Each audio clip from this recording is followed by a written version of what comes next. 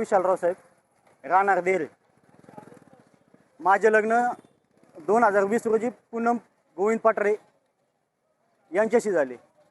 त्यानंतर पूनम पटरे यांचे वडील गोविंद गंगाधर पटरे यांनी माझ्यावरती पैशाचा दबाव टाकून माझ्याकडनं पैशाची मागणी करत असायचे.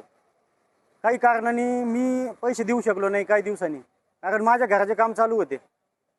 त्यांनी वारंवार मला पैसे मागितले. मी त्यांच्या माझ्या होत्या त्या पद्धतीने मी त्यांना पैसे दिले. काही कॅश स्वरूपात दिले, काही ऑनलाईन स्टेटमेंट आहेत माझ्याकडे. ह्या सगळ्या पद्धतीने मी त्यांना पैसे दिले. पैसे घराचं काम काही अधूर राहायला लागल्यामुळे मी त्यांना पैसे देण्याची कमी केली. तर त्यांनी माझी पत्नी पूनमीच्यावरती प्रेशर टाकायला सुरू केलं. तर मी ह्या कारणामुळे तिला समजून सांगायचं की माझ्याकडे पैसे नाही आहेत सध्याच्याला, कारण मी सध्या इंडियन आर्मीमध्ये नोकरी करतोय. माझ्याकडे महिन्याला पगारायचं आणि महिन्याला मला कॉल करायचे. ह्या पद्धतीने मला थोडा त्रास देत आले. त्याच्यानंतर माझ्या मंडळीला तिने मानसिक त्रास दिला. मानसिक त्रास दिल्यानंतर त्यांनी 2025 रोजी 26 एप्रिल 2025 रोजींनी घरी विषारी औषध प्राशन करून आत्महत्या करण्याचा प्रयत्न केला. पण त्याच्यामध्ये मी त्यांना वाचू शकलो नाही. त्यांचा मी वाचायचा खूप प्रयत्न केला, पण त्यानंतर त्यांनीच माझ्यावरती उलटी केस टाकली. मला आत्महत्येस प्रवृत्त म्हणून त्यांनी 306 हा कलम माझ्यावरती लावून यांनी मला जेलमध्ये टाकलं. त्यानंतर त्यांनी माझी मुलगी आद्या हिचा जन्म 2023 रोजी झालेला आहे. तर ही त्यांनी तिचा ताबा घेऊन हे देवळाली प्रभारी इथं घेऊन गेले.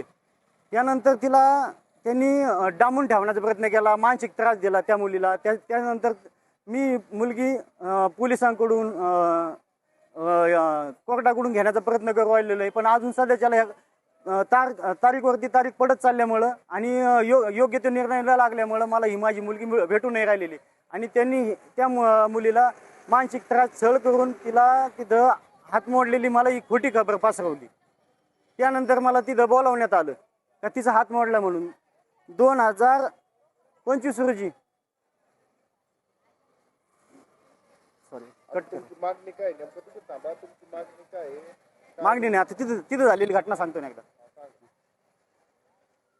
तारीख बघू द्या एकदा. ती तारीख होती रामनवमीची तारीख होती बघा, 26 तारीख होती रामनवमी. हां 26 मार्च. पाठीमागचा महिना कोणता? मार्च ना. त्यानंतर 26 मार्च 2025 रोजी मला त्यांनी तिथं बोलावलं खोटी बातमी सांगून माझ्या मुलीचा हात तुटला म्हणून. त्यांनी मला खोटं सांगून तिथं बोलवलं. आणि हे सांगणारा व्यक्ती होता लक्ष्मण काळे, देवळातलाच राहणार. त्यांच्याच नातेवाईकांनी मला सांगितलं का तिथं तुम्ही या आणि काहीच होणार नाही, आता याला खूप दिवस झालेले आहेत, तुम्ही येऊन तुमच्या मुलीसाठी काही उपचारासाठी पैसे घेऊन या, या सगळ्या गोष्टी करा.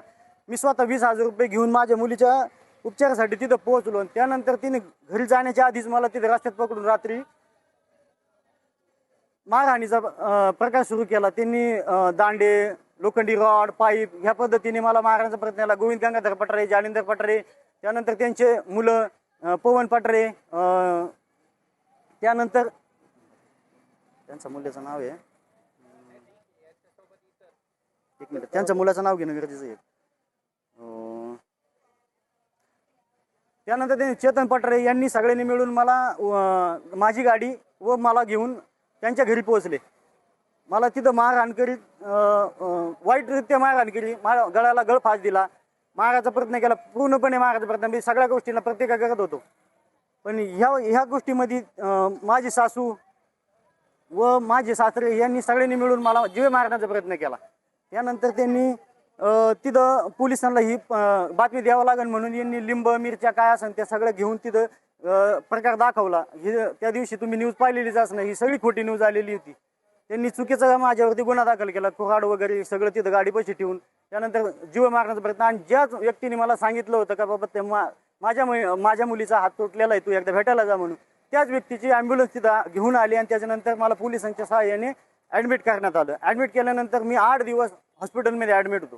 माझ्यावर जे खोटे गुन्हे दाखल झालेले याचा पोलीस प्रशासनाने योग्य तो तपास करावा.